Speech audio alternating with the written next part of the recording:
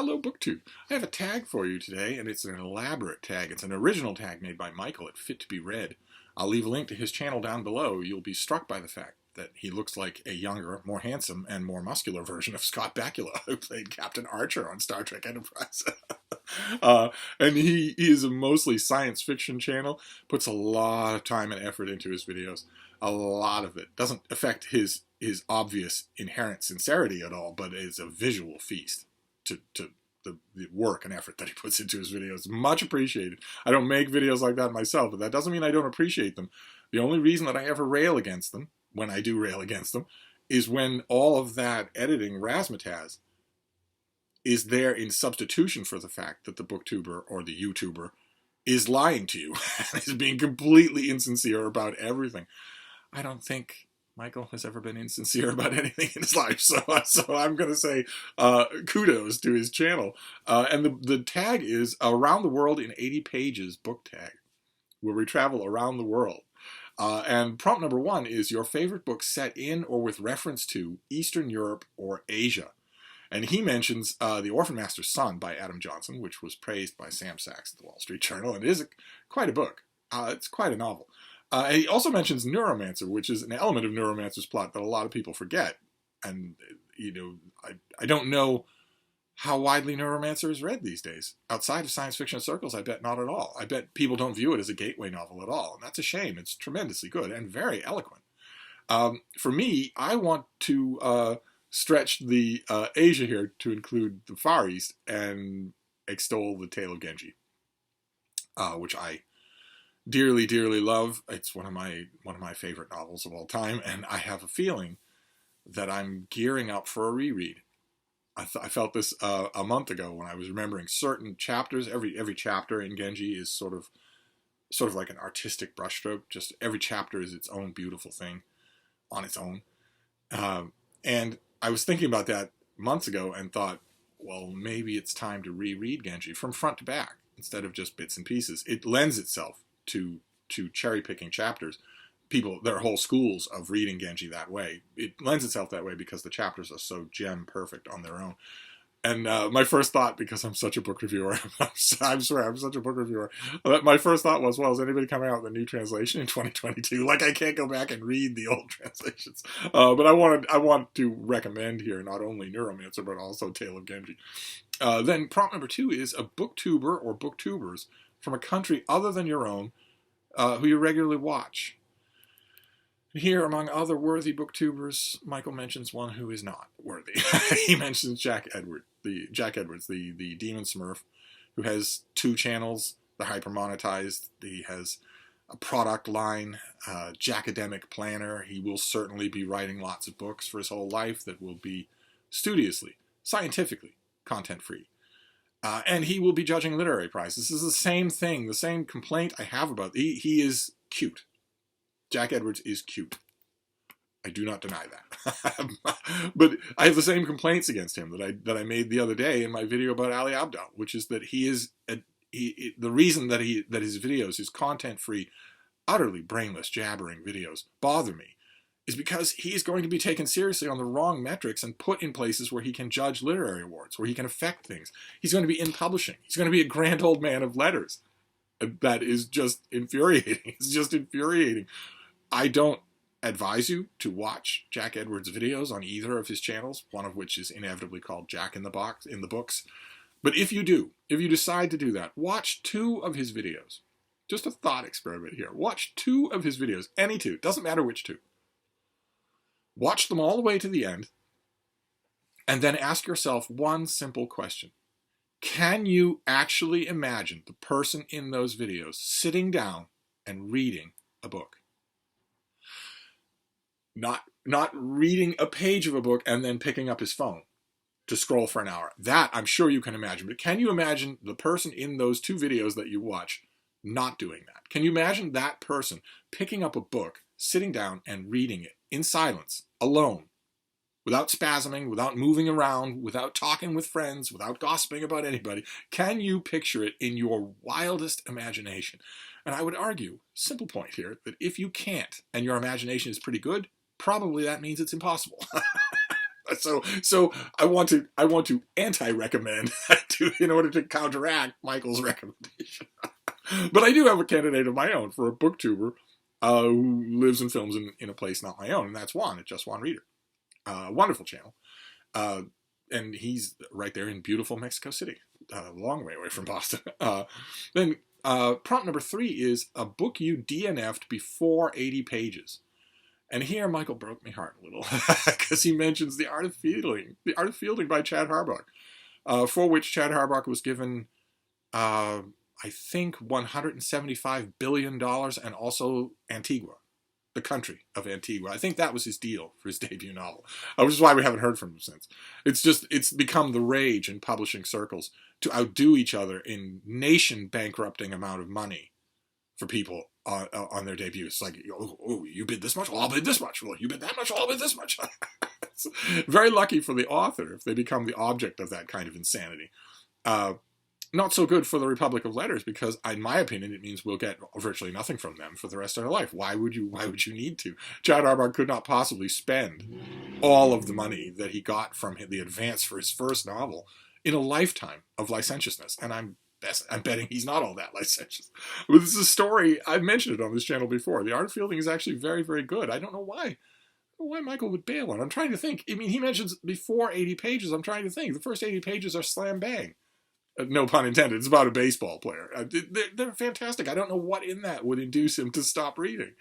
Later on in the book, maybe. There's one particular character. He's a school official. He's an older man, and he is the subject of extended maudlin episodes later in the book, but they're after 80 pages. The first 80 pages of Art of Fielding are brilliant. So anyway, so that pained me a little. And I don't have an answer to this prompt on my own, because I'm a book critic. And I have been for a long time. So I don't, that disinclines me to stop a book early anyway. Quite a few of the books that I read, I am commissioned to read. So you obviously can't bail on a book you're commissioned to read. But also, as a result of reading all the time, it's pretty much all I do, I read really fast. And as a result, I don't feel justified. Considering how little time it takes me to finish a book, I don't feel justified in DNFing anything anymore. Unless it's just flagrant. I mean, if the book is just flagrantly incompetent and I'm not being paid to review it, I am paid to review many, many flagrantly incompetent books. But if that's not happening, and it's just not a question of this doesn't appeal to me, but rather this author has no idea how to write, maybe, but I can't remember the last time that happened. So for me, I don't have an answer. I don't DNF books anymore. I just don't bother. I have been caught by surprise so many times. By books that where I thought I knew everything about them, and then they changed, and they pulled something that I didn't see coming, and that renovated the whole reading experience for me. So I don't anymore. So we'll just move on to prompt number 4. A book you settled for and picked up at an airport or anywhere and ended up pleasantly surprised with. Here Michael mentions Dark Matter by Blake Crouch. I have tried Blake Crouch many, many times at the behest of BookTube. Blake Crouch is definitely a BookTube author for me. And I don't see it. I don't see what anyone... I know he has ardent fans on BookTube and off BookTube. And I don't see it. I don't see what they're seeing. It seems boring, one-dimensional, almost inept to me. But my own example here would be The Relic by Douglas Preston, which is about a monster on the loose in the American Museum of Natural History. And it's breathless. It's a breathless thriller, and it's got, I suppose, a little bit of atmosphere to it. It's incredibly predictable. It's not very well written, but it is incredibly kinetic. It is the definition of a page turner. And the reason why I'm laughing is because I had that in my bag when I was flying. I hate the idea of flying now, but once upon a time when I was much younger, I did fly. I have experienced a great deal of flight in the air on airliners at 35,000 feet or whatever. And you pack a bag. I always pack just one bag. None of this business of checking stuff or wrestling with overhead compartments or anything like that. And I was always terrified the whole time. It's not like I was reconciled to the idea then and I'm not now. I was still terrified. I am just South Boston Irish Catholic bog trotter enough to still, to this day, wonder how something that weighs 30,000 tons can get into the air and stay there. I know there's physics behind it somehow, but for me it seems well behind it. But I was flying, and I had my book. I had a book that I had stuffed in my bag, and I also, just when I was going through the airport bookstore, I saw Relic in paperback and thought it's a pretty neat cover, so I got that too. And while I was waiting for the plane and waiting in line, I started reading Relic and was just hooked immediately. You get hooked immediately. It's just an amazingly readable book. I don't actually have a copy of it now, a paperback or hardcover. I have to rectify that next time it crops up at the Brattle. But I was reading Relic, and I was just enjoying the heck out of it. And the whole time that I was reading it, we're in flight, the tray tables have been stored in an upright and locked position, all that sort of stuff. The whole time that I was reading, in the back of my mind, I was thinking, you really should be reading your real book, which is in your bag. You really should be. It's worth your time, and this is not. And I was ignoring that part, as you do if you're encountering a rip-snorting, page-turning, rattling good yarn. And then we hit turbulence. Really, really bad turbulence. It started out just bumping like that, and then it escalated, which is weird. Ordinarily, at the first sign of this sort of trouble, pilots used to get the plane out of the way, which is not particularly hard to do. Turbulence is usually a river. It's usually not that hard to go above it or below it, but in this case, maybe it was not a river, maybe it was a tsunami, one way or another. We were bouncing like this, and then we started banging up and down like that, and then swerving and banging some more, and the flight attendants were being very professional, but you could tell their whole body posture changes when something is serious. They're not going to tell you that, but you can tell if you observe them that something serious is going on, that the pilot has let them know that this is serious. Because if you bang too much, something important can fall off. And once everybody on board realized, it was a packed flight, and once everybody on board realized that this wasn't normal turbulence, there was a little bit of concern. There were some cries that you could hear when the plane would drop 5 feet and then slam everybody into their seats. And my own reaction when I thought, if we're going to crash and somebody's going to find my body in a field, my instantaneous reaction, much to my chagrin later, was to put Relic in my bag and take out the respectable book. I wasn't going to read. There was no way to read. We were banging all over the place. But I didn't want anybody to find this cheesy airport thriller in my hand.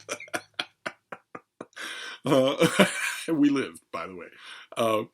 Let's see here. Prompt number 5 is, in Jules Verne's classic Around the World in 80 Days, Phileas Fogg is a perfectionist, more concerned with his perfection than the amazing places that he travels. If that doesn't resonate, describe in which ways you are a perfectionist when it comes to any of your bookish habits. And here Michael mentions Raskolnikov from Crime and Punishment. He also mentions Jubal Harshar from Stranger in a Strange Land, and mentions a thing that I've heard from many science fiction devotees, that when they read Stranger in a Strange Land the first time, they loved it and ranked it as one of the greatest science fiction novels of all time. And then when they went back to it, usually in the 21st century, we have a heightened consciousness in the 21st century. Not all of that is bunkum. A lot of that is very, very welcome. You go back to Jubal Harshaw in the 21st century, you're going to be repulsed rather than attracted by a lot of stuff that character says. And Michael is quite correct in saying that all of that is just Heinlein. All of that is just the author. It's not Jubal Harshaw. Jubal Harshaw doesn't have a character of his own. He's just Heinlein. And a lot of it is just unreconstructed sexism and misogyny of the worst kind, of an unignorable amount of it. So you're reading it, and I can understand.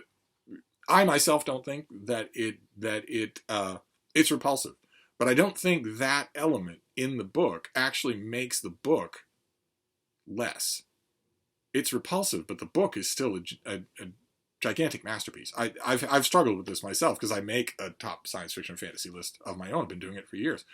And I've struggled, especially in the 21st century, with Stranger in a Strange Land staying on that list. And I've kept it on there with sort of an asterisk, just to let readers know what they're getting into.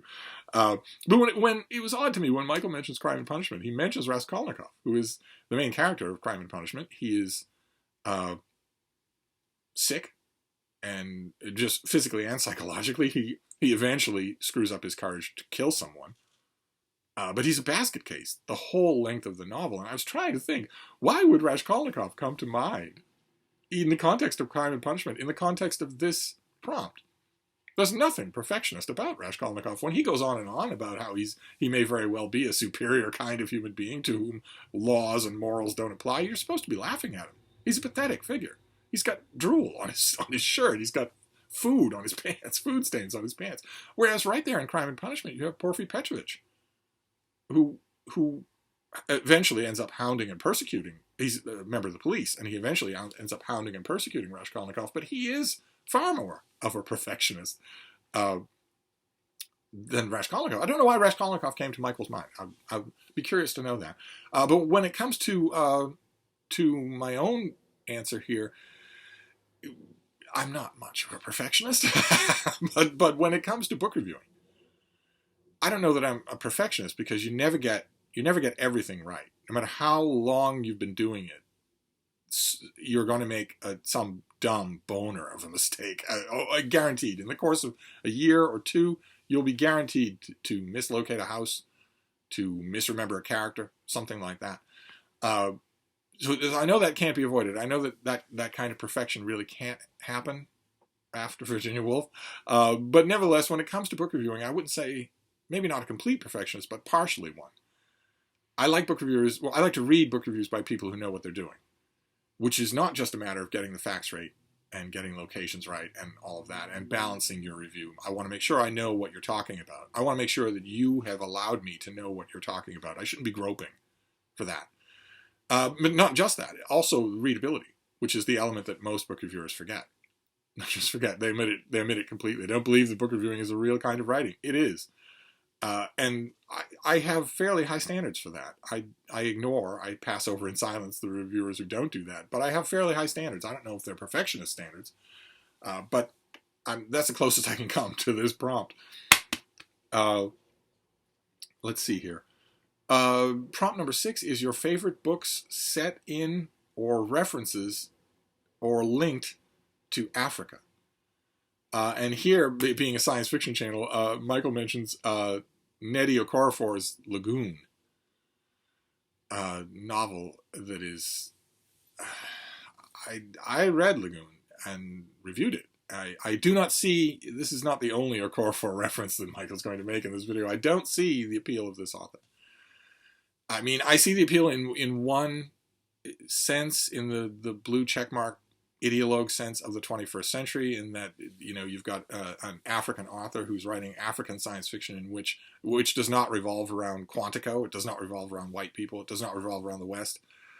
In a way, I guess I could see that would be the appeal of this author. That's not a literary appeal, though. It's a political appeal. It has nothing. It's a virtue signaling appeal. It has nothing to do with the quality of the books. And to me, you take that away, I've never seen much quality in the books. They seem to me to be full of cliches, full of lazy writing, and fairly flat. I mean, The Lagoon is a perfect example. The story of Lagoon will be familiar to the bare bones of the story, will be familiar to any science fiction reader. And I think any science fiction reader with a good deal of experience is going to look at this and say, well, okay, strip away the Afrocentric elements of the story, which are interesting on their own. But if you strip those away, this is not only not any kind of an original science fiction story, but also I've seen this done 30 times better than this by a whole bunch of other writers, or going back 100 years. So I can't second Michael's recommendation of Lagoon. For me, the recommendation would be nonfiction. It would be John Reeder's book Africa, which is subtitled, I believe, in the American edition, The Biography of a Continent, and which is incredible. Absolutely amazing. One of those nonfiction books that literally does have some eye-opening, worldview-shifting detail on every page. There are a handful of those. It's a trick I've never mastered, of course, but I thought I cannot go back to John Reeder's Africa often enough. Just an amazing book. Then prompt number 7 is, judging by only the first 80 pages, what's the best book you have read? And then by the last 80 pages, what's the best book you have read? And here, Michael mentions Hyperion by Dan Simmons, which I totally agree with. He mentions The Star's My Destination, bless him. Alfred Bester doesn't get mentioned enough. He mentions a book called Dichronauts, which I've never read, but which reminded me of Farewell Horizontal by K.W. Jeter. Michael's description reminded me of that book and made me wonder if I still have a copy of Farewell Horizontal. I don't know that I do. And for end of the book, the last 80 pages, Michael mentions Children of Dune, which does have a humdinger of an ending. He mentions An Innocent Man by John Grisham. I totally agree with this, but it's a little bit surprising. I still read Grisham. I was there in the bookseller trenches when he took off with The Firm and A Time to Kill, and I've continued to read him ever since. I know that he's not good. I know that he's not good, but his books can be interesting and sometimes heartfelt. And I thought An Innocent Man was both. I thought it was one of the better John Grisham novels that I've read. So I was kind of surprised to hear it on a science fiction oriented channel. But for me, as far as beginnings go, the first 80 pages, I want to mention two novels here. The first, I've mentioned both of them on this channel many times before. The first is Killer Angels by Michael Shara, which is a historical novel about the Battle of Gettysburg, that I think has an ill-chosen opening scene. The very first scene of the book, I think, is ill-chosen. I don't think it reads anything like the rest of the book, and I don't think it's inviting. I know Shara it was impossible, utterly impossible, to give him even the slightest bit of advice or criticism about his book. Not the slightest bit. So I imagine there were people, the 20th century equivalent of beta readers, who saw this book in manuscript and thought the same thing. Gee, you ought not to use this opening bit, this very opening bit. I'm just talking about the first 5 pages here, not the first 80. And the reason I bring it up is because everything after that, the next 75 pages, are unbelievably involving. Just unbelievably. This is an incredibly effective book. So it definitely counts as first 80 pages. And then for another novel where the first 80 pages definitely just slam you right into the back of your seat, and there isn't any ill-advised opening scene, it would be Earthly Powers by Anthony Burgess. His gigantic book that chronicles, among many, many other things, the lifelong friendship of two of the most unlikely friends in all of literature. I think it's a brilliant book. It's probably visible. Is it visible? Yes, it is. That yellow book right there. Actually, a number of the books that I'm mentioning may be visible here. But the Earthly Powers just doesn't have an unassured note anywhere in it. So the first 80 pages definitely counts. And then when it comes to favorite last 80 pages, I'm not sure that I have a candidate here, at least in terms of at least in terms of judging how good a book is, or whether or not it's great or that. By the time I get to the last 80 pages, I know I've made up my mind one way or another. Some books have pulled out a miracle for me in the last third, but never in the last 80 pages. So I don't think I have an answer for the end of the book. Then prompt number 8 is a book you love that prominently features an ethnic or local cuisine some way prominently featured, or even just a standout cameo. And again, here Michael mentions Nady Okafor. It mentions Akatowicz in this case, which I read it. I read them. I don't see anything to recommend in it. It is drab. Take away the trappings, which, I'm not saying that trappings aren't important in a novel. Of course they are, but they shouldn't be the whole sum and essence of the thing. And if you take away the trappings of an Okafor novel, I have never read one where if you take away the trappings, you've got anything left at all. No characters, no real plot, certainly no linguistic snap. That I do not see in any of her books. For me, my answer would be Kitchen Confidential by Anthony Bourdain, which is here. I'm going to resist the urge to just reach for all of these books, where it has ethnic or local cuisines. That's the whole point of the book. It goes all over the world. So I could have answered almost every one of these questions with Kitchen Confidential. Then prompt number 9 is the last travel or other nonfiction book you looked at or read featuring a city other than your own. And do you have a story? And here I'm going to have to vary from the wording of the prompt just a bit, because the books in question are not nonfiction. The place that I'm thinking of here is Kuala Lumpur. Specifically the Chow Kit region of Kuala Lumpur. I don't know how many of you will be familiar with it. It's all glass and steel. Even the fire hydrants are air conditioned now. But when I was there a long, long time ago, long before any of the high rises in Kuala Lumpur had been built, when I was there was no air conditioning, and that means a lot. The reason I keep saying that is because it means a lot. Try living in Kuala Lumpur without air conditioning for a year. But I was in Chow Kit. It was one of the only times when I was traveling where I was living in a crowded situation.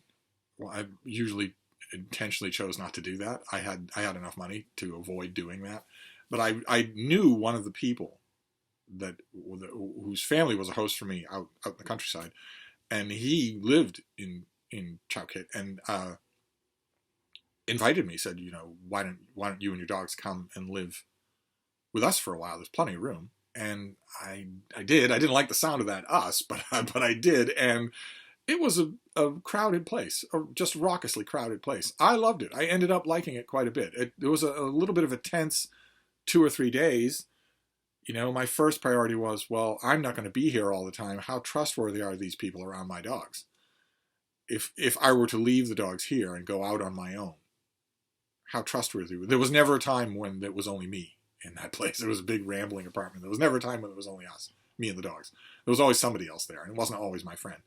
But after a few days, I was totally reassured on that point and really liked it. But the books that I read were the aforementioned Stranger in a Strange Land and Solaris by Stanislaw Lem, which are not nonfiction. I remember most prominently reading those. I reread a lot of nonfiction while I was in that apartment, but those are the two that I remember reading for the first time. Then prompt number 10 is any book you have read set in or references either Central or South America.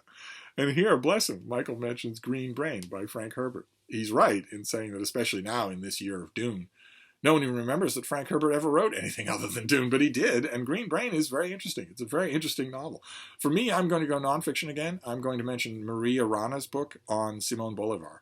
Her biography of Simón Bolívar is really, really good. I had to write about Simón Bolívar years ago, and I felt behooved to read up on him, to read all the major biographies in English, and Arana's book was the best one by a wide margin. So I'm going to recommend that one. Then prompt number 11 is your favorite book referencing another world, another universe, or another dimension. Because Michael wants to stress that although he's science fiction, he's not talking about just this one world. He mentions as his favorite world, the world of Dune. Hard to argue with that. His favorite universe is the Asimov novels, and his favorite dimension is Three Body Problem by Cixin Liu.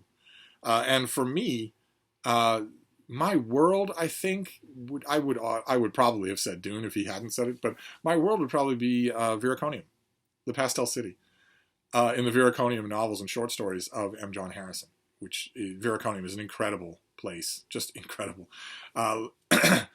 Incredibly realized in late in the afternoon cultures, when a city so old that it doesn't remember even who it is, where it's so old and the world is so old that whole city landscapes can change. Old residents who've been there for decades can suddenly encounter a stare in public that they never saw before. All that sort of stuff is just wonderful to me.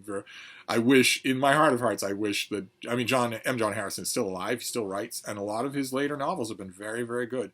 But a part of me still wishes that he would return to Viraconium. But maybe I don't wish that. Maybe I'd be sorry if he did, because they very much have the energy of young, hungry writers. They're just imbued with that energy, and he's not that anymore. So. But for world, I would say Viraconium.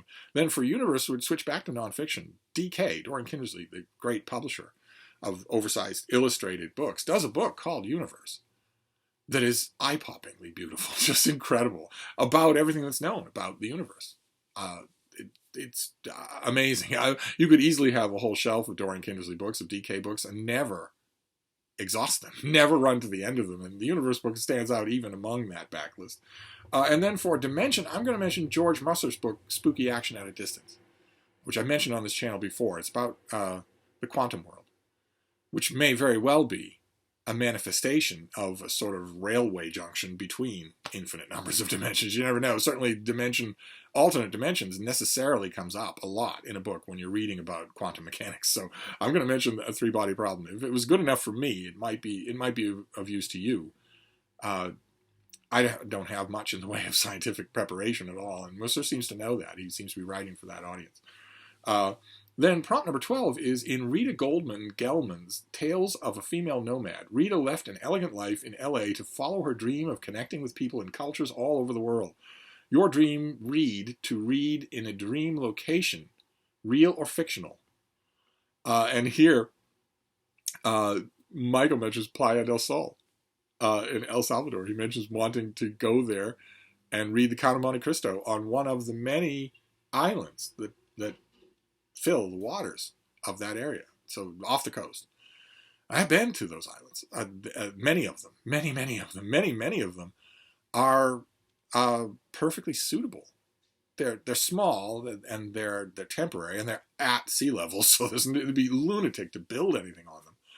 But most of them do have inland springs. If you know what you're looking for, you can find a source of fresh water. And they have vegetation, they have comfort, total solitude. I've spent with my dogs many a time in places like the one he puts a picture up on his video. I've spent many a time doing that.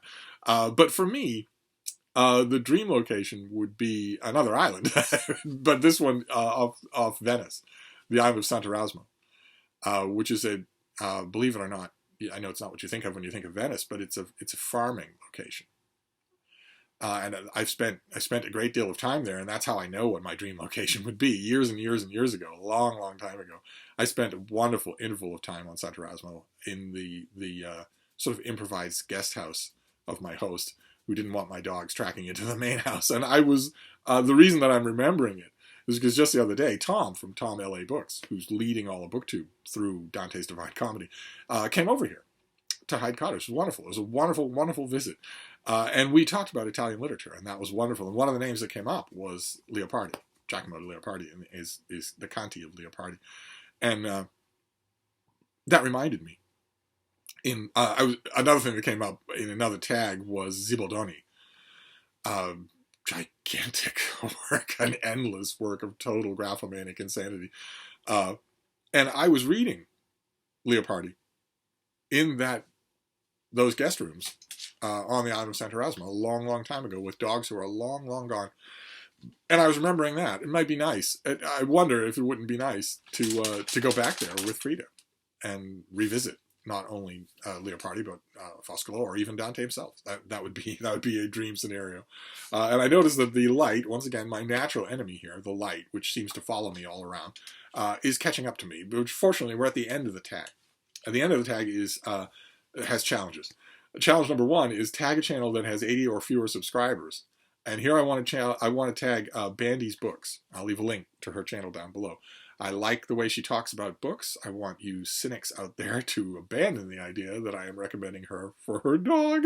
She has a dog named Gibson. He is adorable. But her channel is also good.